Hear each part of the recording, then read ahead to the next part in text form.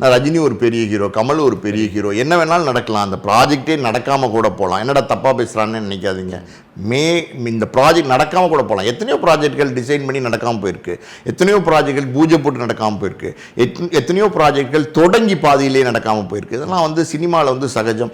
So Nelson, Kamal, Rajini அப்படி 3 பேர் சேர்ந்து ஒரு படம் வந்தால் எப்படி இருக்கும்னு கேட்கும்போது நிச்சயமாக அது வந்து நெல்சனுடைய டச் அதில் இருக்கும். நெல்சன் பொதுவாக பார்த்தீங்கன்னா கொஞ்சம் லைட்டாக ஒரு டார்க் சைடு ஹியூமரு, அந்த காமெடி எல்லாம் வச்சு தான் படம் பண்ணுறாரு.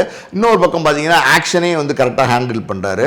ஸோ ரஜினி கமல் வச்சு எடுக்கிற படம் இருக்குது பார்த்தீங்களா, அது ரொம்ப வந்து மதில் மேல் நடக்கிற பூனை மாதிரி. நீங்கள் எந்த பக்கம் விழுந்தீங்க, உங்களுக்கு ரிஸ்க் இல்லைங்கிறது நீங்கள் கண்டுபிடிக்க முடியாது. ஸோ அதை வந்து ரொம்ப கேர்ஃபுல்லாக ஹேண்டில் பண்ணணும். ரஜினிக்கும் ஈக்குவலான ஸ்க்ரீன் ஸ்பேஸ் இருக்கணும், கமலுக்கும் ஈக்குவலான ஸ்க்ரீன் ஸ்பேஸ் இருக்கணும்.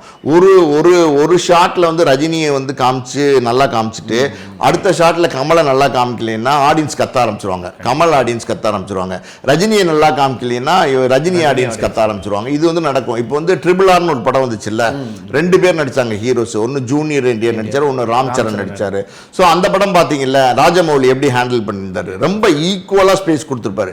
இப்படி இப்படி அப்படி அப்படின்னு பேலன்ஸ் பண்ணி போயிட்டே இருந்திருப்பாரு பார்த்தீங்களா. அந்த மாதிரி வந்து பேலன்ஸ் பண்ணி போகணும். ஒரு நாட்டு பாட்டு கொடுத்தாங்கல்ல, அந்த பாட்டில் பாருங்க 2 பேருமே உள்ள இறக்கிட்டாங்க, 2 பேருமே நல்ல டான்சர்ஸ், 2 பேருமே பட்டை கிளப்புனாங்க. இவருக்கு ஒரு மூமெண்ட், அவருக்கு ஒரு மூமெண்ட், 2 பேருக்கும் கம்பைண்டாக ஒரு மூமெண்ட். அந்த மாதிரி இருக்கணும் படம். அது ரொம்ப கஷ்டம், அதை ஹேண்டில் பண்ணுறதுக்கு அந்த அனுபவம் வந்து அந்த இயக்குனருக்கு இருக்கணும். அப்போ தான் அந்த வெற்றி கிடைக்கும்.